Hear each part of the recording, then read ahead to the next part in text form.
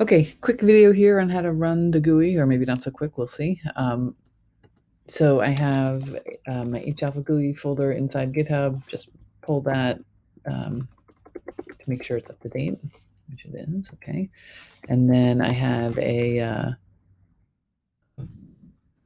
have a Verbo folder in my research directory. Inside that is tables north, which I just have a few of them, just the ones that I need for running the GUI. I have the Virgo Commands here from the 2017 data. And then I made a directory just for the GUI output. So this is probably a good idea just to keep things organized. And then I'm going to start the GUI by calling the Python program.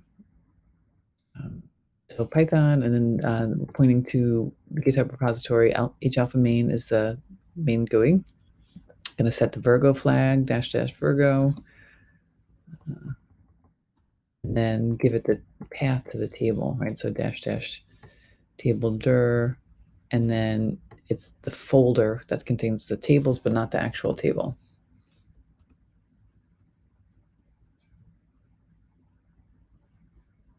Okay, so it opens up here. The size looks okay on Mac. It looks really super big on my Linux machine. I'm not sure why exactly, and I don't think that was always the case. But okay, so first issue is if I go to these menus and try and click setup or pick the halpha filter, nothing happens. So if I click on Chrome and then go back, they now work, and I don't know why. Okay, so let's pick our coad.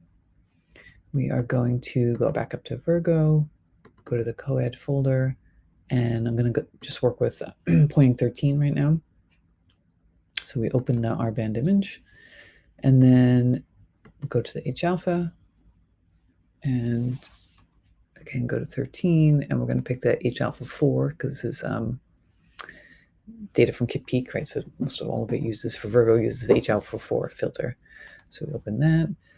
We have to set the filter ratio, and the way that we're naming that is just V for Virgo, the year, so 17, and then P013 for pointing 13. Okay. And then we can set up the filter ratio. We'll pick halpha 4. And here in the terminal window, it tells us that it got that message. And if we look here too, it shows that it's clicked. So we can get the filter ratio. So it's going to run source extractor on the R-band image and the halpha image and try and solve for what the filter ratio is between the two of them. And there we go. So it came up with a filter ratio of 0.0447. So that's nice. And we can close that. And up here, it's printing out a very long number, but that's fine. Okay. And now it's kind of convenient to do find galaxies now.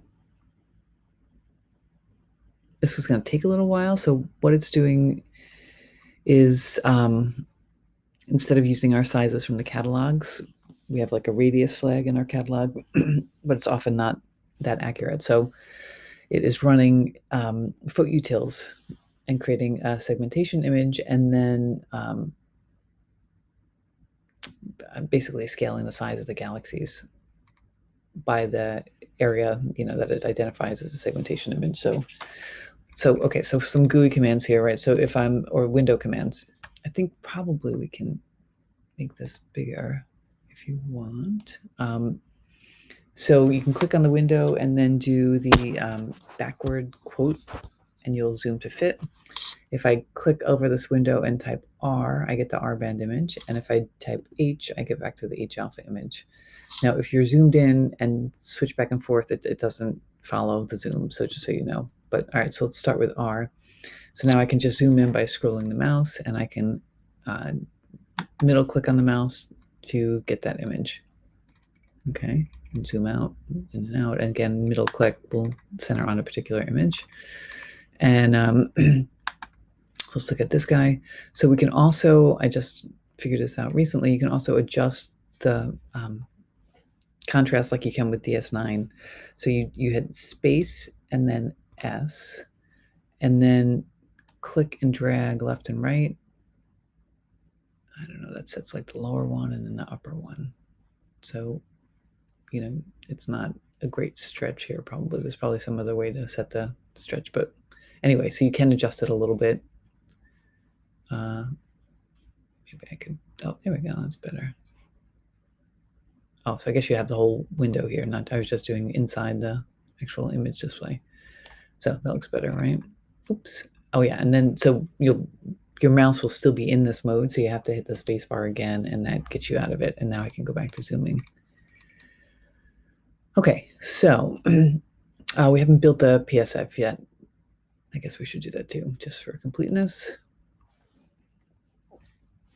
So this is running, again, some utils packages. It runs source extractor on the image. It's going to do it for the R and the H alpha image. It starts with some, typical seeing that we have 1.5 arc seconds, something like that. We'll run source extractor. Then it looks in the source extractor catalog and sees what source extractor thinks the full width half max is. It adjusts to that level and runs source extractor again, so you get a better separation between the stars and galaxies. And then it will select the stars on the field of view and tries to get 100 of them. Makes cutouts and then does a model. So you can kind of read about that in the utils if you're interested. But it does take a while. So we'll let that finish. If it runs, if you run it again, it should try and find the PSF image. Maybe it's done. Is it done? Oh, yeah.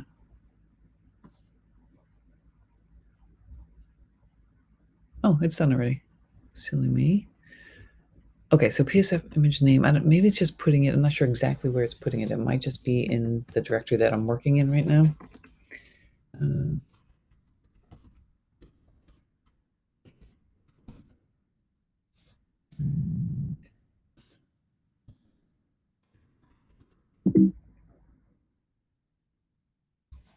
Yeah. Yes, okay, so the PSF image is here. It put, it made this plots directory. So if we open what's inside plots, oh, that's not what I wanted. Sorry, NG. Okay, so we see then the cutouts, right? So this is the R band, all the stars that it got, the PSF image. I don't know what this noise is on the left side, but I'm working on it. Again, here's the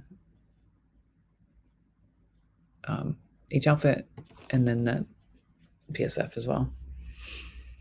So it could be, I don't know, maybe we're not out large enough. I'm not really sure, but we'll figure that out. It's not a perfect process yet. Okay, so now, again, I can go back to this window, do the back quote and zoom out. And now I'm just going to start working through images one at a time. And if I scroll in here, let's just start with this guy because it's fun. I'm just going to work through one image and you'll get the idea. So we'll do 2155. So up here, now we can pick from the galaxy list, 2155. And it will show the cutout here. I'm not sure why that zoom changed. Oh, maybe because it went to H alpha. Okay, so this box, by the way, I didn't mention that, but the boxes on the main image are showing you the size of the cutout. Okay, so, and then of course in the middle, we're seeing just the actual cutout. It's giving us the cutout size here. If, hopefully we don't need to, I'd much rather do this in an automatic way where we don't need to change this manually. But if we do, you can change it there. Okay, and all the stars look, it's weird because the stars look like they are over subtracting, but the galaxies look okay. And it could be that the stars here in the R band image are saturated. And so, they're just going to be over subtracted. Then you just don't get as much R band flux as the H alpha flux because they're saturated. Because the galaxies actually look okay. Right? It certainly doesn't look like they're over subtracted. Although I'm not sure what that is, but okay. All right, so let's go ahead and make the mask. See what happens.